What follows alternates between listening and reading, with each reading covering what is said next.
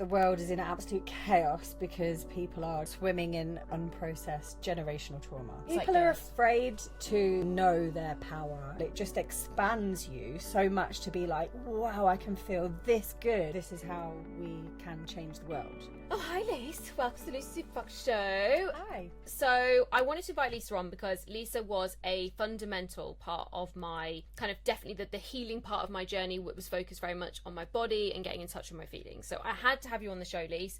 Also, you're local, and I was like, well, I actually get to get her on the sofa rather than on Zoom. So for anyone that doesn't know you, that hasn't met you, that hasn't already experienced what you're about, I know this is like the hardest question in the world to ask and answer, but I'd love to kind of really share with people a little bit about who you are, what it is you do, and I guess really where breath work began for you. And I know that's a big question and we can take it in chunks, but for me personally, breath work was a huge part of my journey and experience, and you know, it was only that experience because of the time I spent with you. Okay, well, I'm Lisa Lee. That's what I've sort of been called for quite a while. And so breathwork. So what question am I answering first? I think, so how would you describe what it is that you do with breathwork? Because obviously we were talking about this before we jumped online, and I was saying, oh, I'm a coach, and you were like, that's kind of a limiting title. And I would say the same thing. Yes. I would say the same thing for you though, about, you know, you're more than just breathwork. So I guess, what is it you do? How do you kind of express yourself? What is your kind of like work? And then maybe let's dig into how you got into it. Yeah, because I mean, breathwork is obviously a modality. So it's one of the modalities that I use, but it's not the be all and end all. I did go study with breathwork, so I trained with biodynamic breathwork and trauma release, but I've also studied a little bit with transformational breath, and I've studied a little bit of rebirthing. So, you know, I really loved breathwork as a modality because I think it really gets to the depths of the feelings and the pain and the, you know, so we can really work quite deeply and quickly with people. But for sure, my work is like super vast. So breathwork is a modality that I use.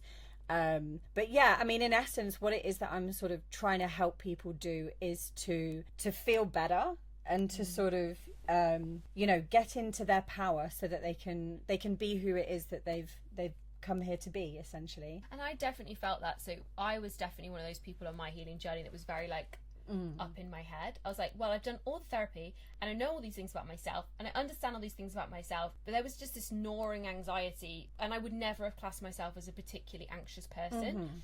And I felt this kind of gnawing feeling, and this is when I kind of opened up to the idea that healing was more than just rewriting stories or understanding stories, but was about helping my body to feel safe. And so I kind of discovered you from good old Google and a bit of Instagram. Wow. But I remember coming to your first ceremony and being like, there's people crying and I'm not crying. Am I doing it wrong? So like, I guess it'd be really maybe useful if we start with a little bit about like, what does breathwork actually like do? How does it actually like work? Because I think my husband is one of the best people. He was like, so what do you do? Just like go and breathe? Like, it's a great question. So how would you describe somebody who's never experienced breathwork, who has no idea what we're talking about, but is curious, what actually is it? Well, again, breathwork is a modality, you know, and we're using the breath to sort of get out of the mind and to drop into the body.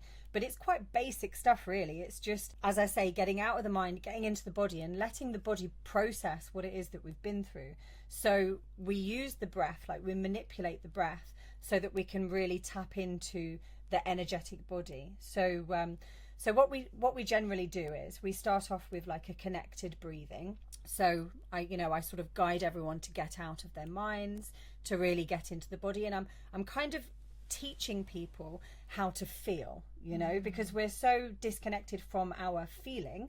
You know, we're so up in our minds, like you say. You know, we've been through so many different things. Everybody's story is completely different, but you know, the majority of us haven't really had safe spaces to process what it is that we've been through.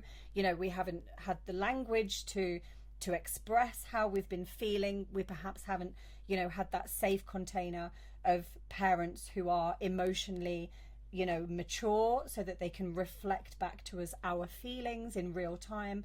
So, you know, it's quite normal that we've suppressed a lot of things that we've been through. So breathwork really allows us just to tap into what we've suppressed so that we can kind of catch up, you know, we can get our energy back. You know, we might have been through stuff that was quite traumatic, and we haven't processed it, and the body remembers everything. So we might have just buried that, you know, deep in our hips, or we may have disassociated because life was too stressful, too overwhelming. So we've just learnt to sort of disconnect from how we're feeling and just, you know, stay up in the head, just keep thinking and surviving. You know, we're in this fight or flight mode almost because we haven't had that time to really connect to what it is we're feeling, you know, to talk to people about how we're feeling so that we can process it and then, you know, ground our energy. We're too sort of fast paced in this modern world, and we're starting to learn that that's going to burn us out eventually. So breath work is really like a somatic therapy, which helps our body to process what it is that we've been through. And that's definitely how I felt when I was coming to it. And I've not done, you know, I've only done 4, maybe I've got another one with you next week, but I haven't done loads. But even that kind of, because you kind of do them in a really structured way, so it's not kind of, you know, 10 minutes here or there, because you come to a ceremony, you're immersed in a space you wouldn't normally be in. I personally found that kind of, you almost go quite deep quite quick. I mean, you only go as far as your body's ready to go, right?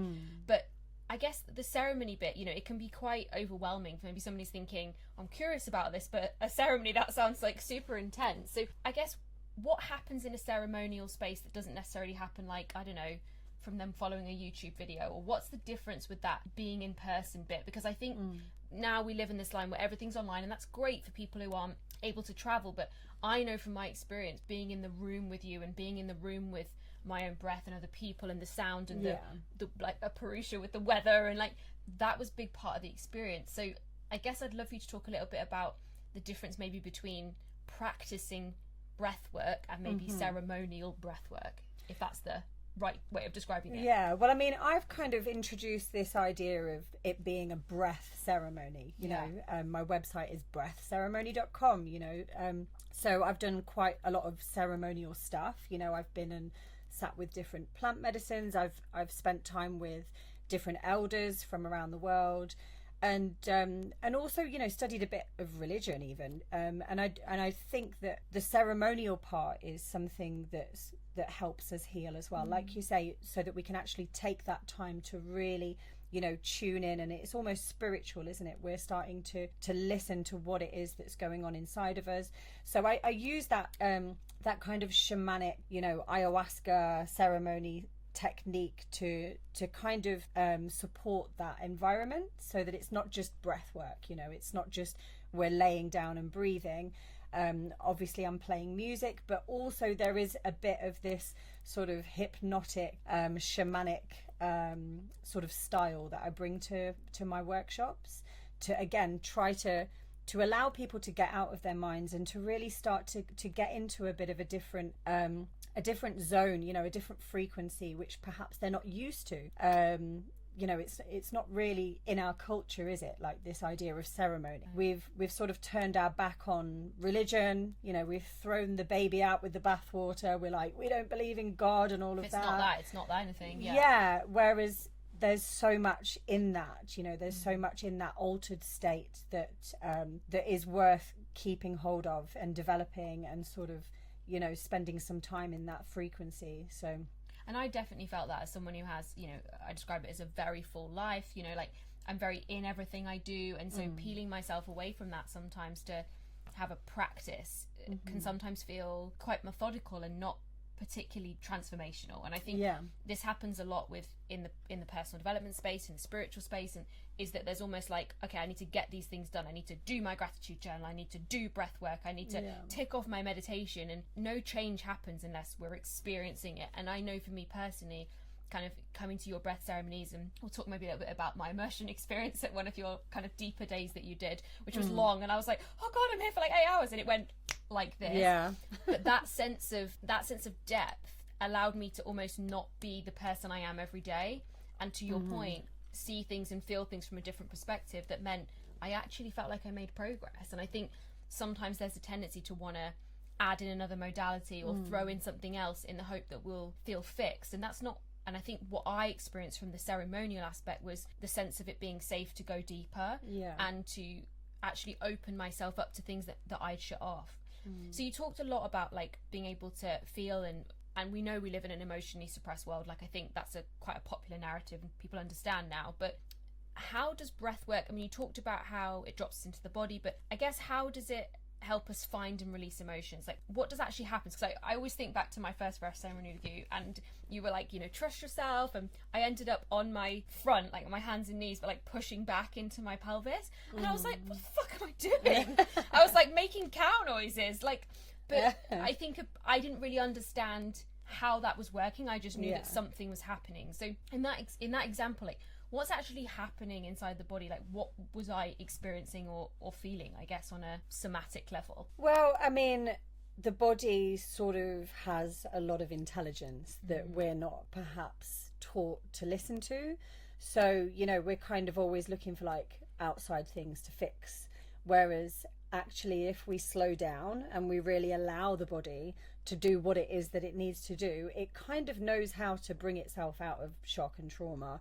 And it knows how to rebalance itself, you know. So by using, you know, breath work, we're really sort of pushing more energy through our body, and we're disconnecting from the mind. And what I encourage, because breath work, you know, there's so many different modalities. So the way I work with it is I'm really encouraging you to move. So what we do is we start to pay attention to what movements are coming from the body. So it might be like some unwinding, you know, it might be literally like pushing somebody away because we needed to push somebody away at some point, or maybe we needed to run, or maybe we needed to shake. I don't know if you've seen, you know, animals when they've been through something traumatic. Have you ever seen videos of like polar bears or, you know, deers, squirrels? You can see it on YouTube. But what happens in the animal world is, and we are animals, you know, is if they've been through something traumatic, what they normally do is they'll find a clearing, and then they'll go and lay down somewhere safe, and then they'll shake. And there's videos, you can look at it on the internet, of animals literally just shaking and releasing trauma. So we are the same as that. But what tends to happen with humans is we're told, calm down, don't cry, you know, you're fine, and not to express how we're feeling, and not to release in, you know, in real time when we're experiencing something. You know, so this goes right back to birth and to childhood. You know, we're not in a held space so that we can physically release that trauma and shock from our body, so it then gets stuck inside of us. It's just allowing that energy to move, basically. So it could be, you know, you don't need to know what it is, you know, because it can be layer upon layer upon layer of you know, shame and mistrust and fear and doubt and confusion. And you know, you don't really need to get into the niggly itty, you know, the nitty gritty of it. It's really just allowing what needs to move through your body, and just allowing it, you know, and just letting it move. Like I did some breath work yesterday, and it actually shocks me sometimes still. Wow, look what needs to come out, you know, and it's so quick. And once you get used to just allowing it, then it's really weird sometimes what movements want to come out, but then afterwards you just feel like you've put down a load, and you're able to be more present. You know, I think you mentioned like meditation and stuff before, and how, you know, these practices can feel a bit rigid and you know, like almost forced. And that tends to be because we are holding so much inside of us that if you were just to suddenly be like, right, I have to do like a meditation practice, that can be quite traumatic. Well, it definitely was to me, and honestly, every single one of my, obviously because they're my clients, I wouldn't attract them otherwise, but so many of my clients say to me, I just can't meditate. And I'm like, well, because it doesn't feel safe. Yeah, exactly. It doesn't feel to safe for you to sit still. Yeah, because all that stuff is going to be like bubbling to the surface, and it can feel like so overwhelming and so traumatic, you know. I don't know, have you heard of Vipassana meditation? No. So Vipassana is where you go and you sit for 10 days in silence and you meditate. Absolutely not a vibe. Well, I mean, I've done it. I'm game, but 10 days of that, absolutely not. Yeah, I've done it before, but you know, I did read afterwards actually that it's really bad for people who've got PTSD, which most of us do have complex PTSD of some shape or even form. If we're not aware of it. Yeah. So you know, for the typical Westerner to just go and sit for 10 days in silence and feel and feel and feel, that's too much. You know, it really is. System. Yeah. So So that's why, you know, breath work for me is great for the Western world, because we're moving it out of us, and then at the end we go into meditation, don't we? You know, like when you completely just zone out. And you do, it's like wild. Yeah. And because you've oxygenated yourself so much, as I was saying to Lisa earlier, like you oxygenate yourself so much, it's a weird sense of being exhausted whilst being wildly energized at the same time, because you've just oxygenated your body so much. People are so different. Some people are just like, I need to sleep. A lot of men, for some reason, are like, I need to eat. I was starving after that one. I was like, oh my god, I'm so hungry. Yeah, and I mean, I remember myself after my first breathwork, you know, workshop that I did. Everybody else was like crying and like in hysterics, trying to pull their life back together. And I was just like, oh my god, this is the best thing I've ever experienced in my life. I just wanted to talk about it. I was so high. So, you know, it's different for everybody, you know. But I was saying to you earlier, I think the reason why sometimes people get on that high is because it's like, oh my god, like, you know, what else is possible? It just expands you so much to be like, wow, I can feel this good. And like, yeah, it's really exciting sometimes, isn't it, to experience it, because it's like, it just blows your mind that things can be that much better. And it's so funny because I think, you know, as a recovering overachiever over here, one of the things that I battled with was this need to know if I was doing it right. And this I did that as well. Sense of am I right, am I wrong? And I actually had a funny call with a client this week, and she was like, you know, I don't know if I'm doing this right, but I'm like, well, what are you making it mean? And then so I asked myself the same question. But I think that I've had so many different experiences. So I remember in my first ceremony with you, I actually laughed quite a lot. I was like, am I doing this wrong? Like, loads of people are crying. Like, am I doing this wrong? Because I'm laughing. And then I've had some where, like, I've sobbed my heart out. And then I've had one where I was just really fucking angry. And I was, like, roaring like a fucking lion. And I was like, because I've always watched, side note, but I've always watched, you know, like, people when they talk about like their wives in labour and they become this beautiful animal, and I was like, I just don't think I would be like that. Like, I'm quite prissy. And then when I did that breathwork ceremony with you, and I was like, oh fucking hell, everything's changed. Go. Like, I'm a lion, you know. And so I think I've had so many different experiences, and I don't think I've ever, we can maybe talk about your immersion ceremony separately, but I don't think I've ever had any of those experiences and they've literally meant anything. And I don't think I've had an experience and gone, oh, that was processing my really early sexual experiences, or that it's not about that. And I think there's a well, it wasn't for me personally, and I think there's a tendency to kind of the fix-it tendency in the world of spirituality and personal development and healing is like, will this fix X? Will this fix Y? Exactly, yeah. But I mean, it's always different. Like for every breath ceremony, session, whatever, is completely different, because it's what you're ready for, and it's how you need to process it. You know, you really don't need to remember everything, and, you know, to go back there and like drag yourself through, you know, horrific times again. You don't. And that's the beauty of breathwork, I believe, that you really don't need to go there unless you really need to go there, you know. And other people, they might have had experiences like I have. I've had experiences where it's like, oh my God, it's taken me right back to this particular memory, and that's what I'm releasing, and, you know, I knew it. But that's probably like just 3 sessions out of God knows how many. So yeah, you really don't need to know what it is that you're processing. Because I think people are afraid to feel.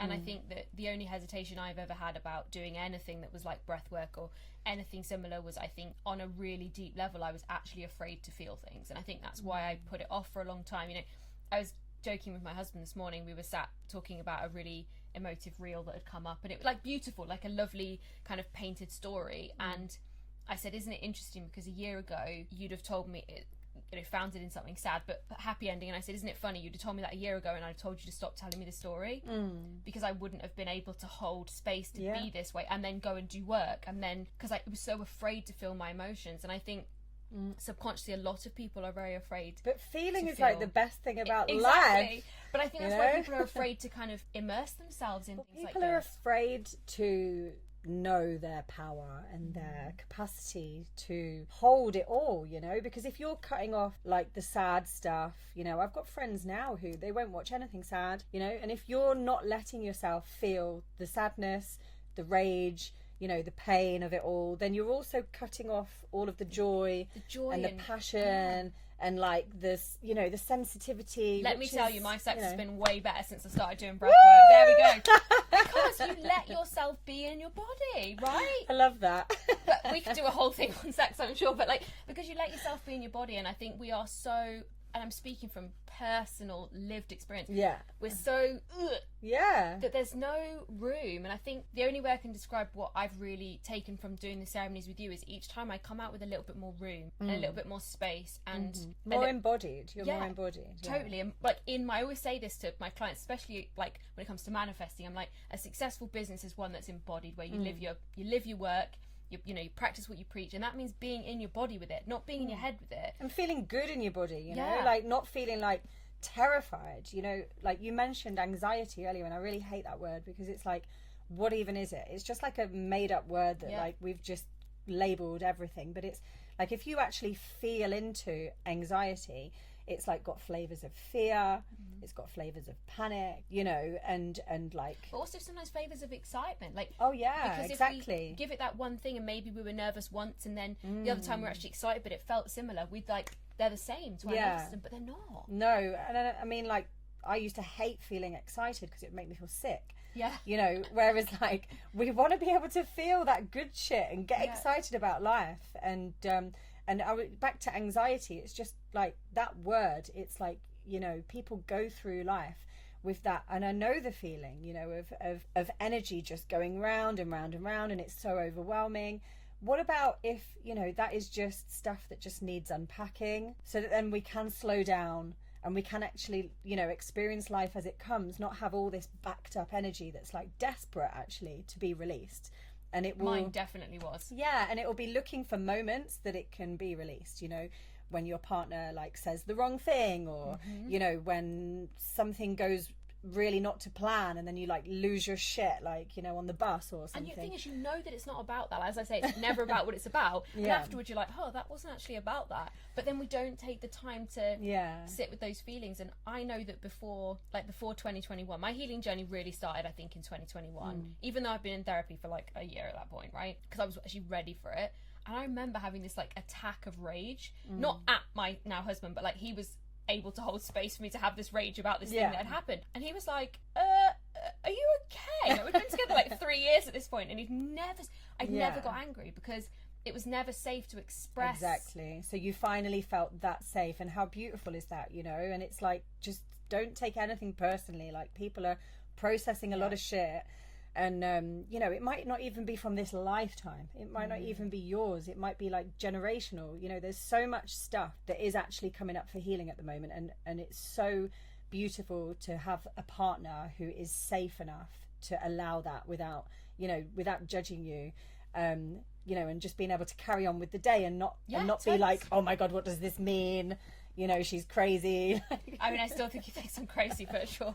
But something you just said then about, and this is 100% what I was fortunate to have in my relationship with him, was that I finally felt safe enough, like I could breathe out, like I could not have to be like this all the time, and I could put down my knives and actually just let myself breathe. But I think that's also what happens in ceremony with you, Lise, and also, you know, in the concepts of great facilitators and teachers, is people feel safe enough to actually express how they're really feeling. And I think there's something to be said for that. And I think especially if people are living in lives where they don't have that safe outlet or that safe environment because there's so many pressures and expectation. So I guess here's a question for you. So someone feels that way, they want to explore something like a breath ceremony, whether it's online or in person, but they're afraid of like going back into that life. You know, like, okay, I'm gonna have this amazing 2 hours with you, but then I have to go back to that previous life. Well, I mean, like, you know, I'm not saying that like coming to one ceremony or whatever is just going to change your whole life. Well, but well, it could, but like, you know, if it is something more like insidious, you know, like if it is like your whole life,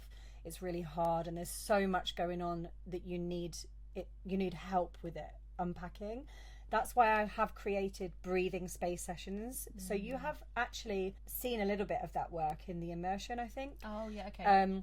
So what we do in a breathing space session, so it's normally like an hour long, and what we'll do is we'll just look for that trigger. So, you know, like say if your partner whenever he does this thing, it really sends me crazy.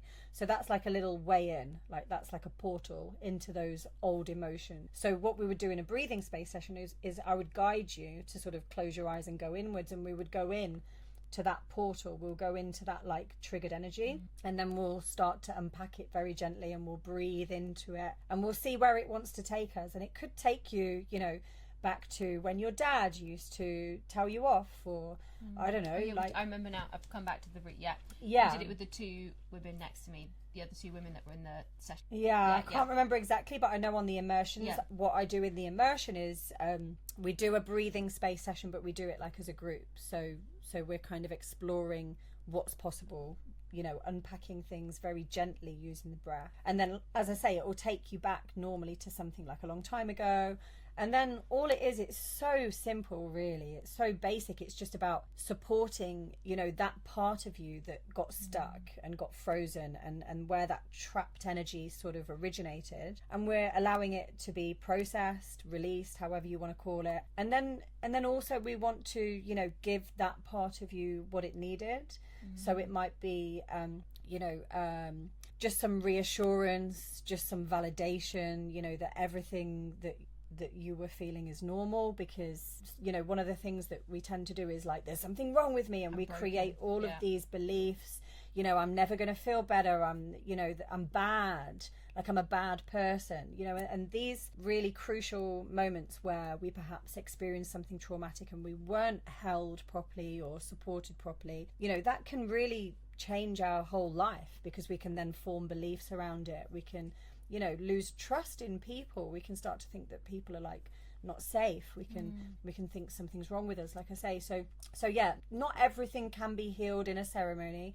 You know, this is why I do my private work as well. So I would say to people, you know, if they are still struggling with a lot of stuff, and, you know, they're really, you know, scared about like how to handle this life, like, you know, I know I can feel better, but my life is, you know, overwhelming and a mess, or like I can't figure things out. That's why we would, you know, come and do a private session, so that we can unpack things a little bit, you know, more gently and more specifically, so that then we can apply what we've learned to our life, so that when we do get triggered next time, we can sort of have that distance to just be able to recognize, okay, this is my little child who, you know, didn't feel like anybody loved her, and we can give ourselves the support that we need, rather than, you know, hash it out with the partner and destroy the relationship. And, you know, because we're trying to make them love that little child, when it's actually us that need to, you know, give love to that little child.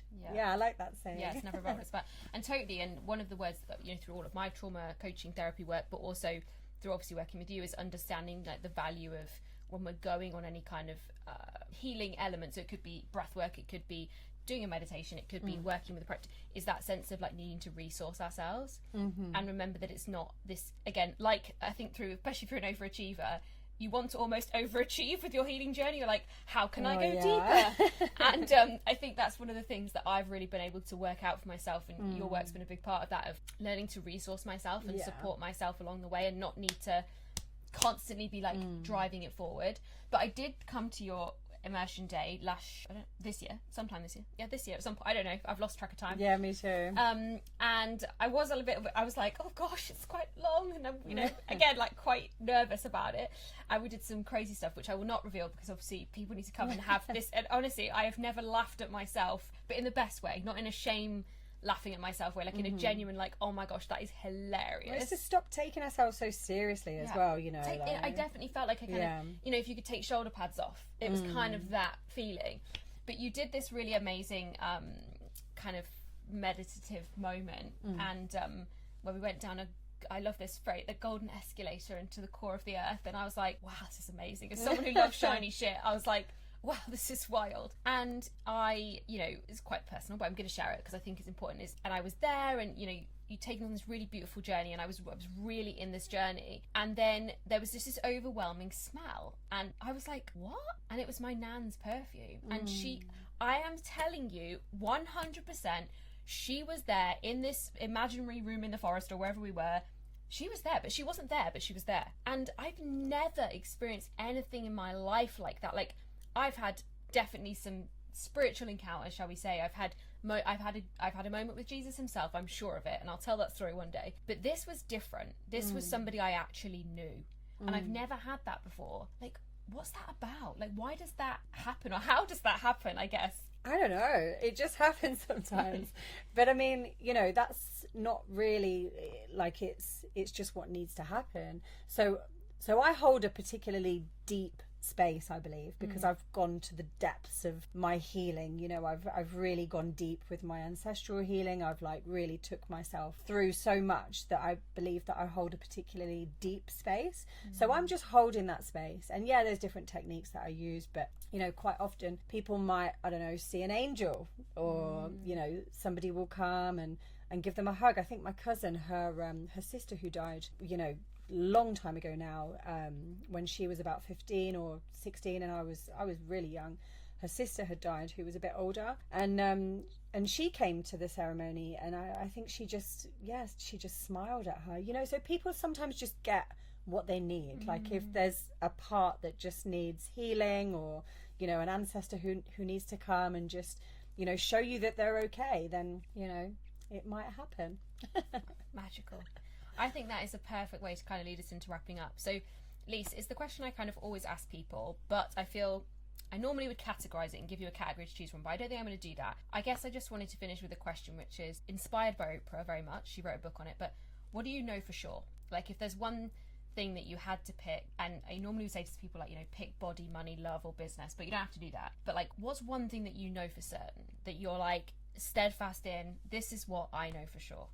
I know for sure that the world is in absolute chaos because people are just swimming in unprocessed generational trauma. That's what I know for sure. So, you know, that's why I feel so passionate about doing this work, because, you know, we can stand and scream all day about this is right and this is wrong and this needs to change, but we need to change, you know, that's the simple thing. So this is why I'm passionate about, you know, sharing this work and giving people the tools so that then they can share it, you know, so that they can, you know, share it with their family, share it with their community.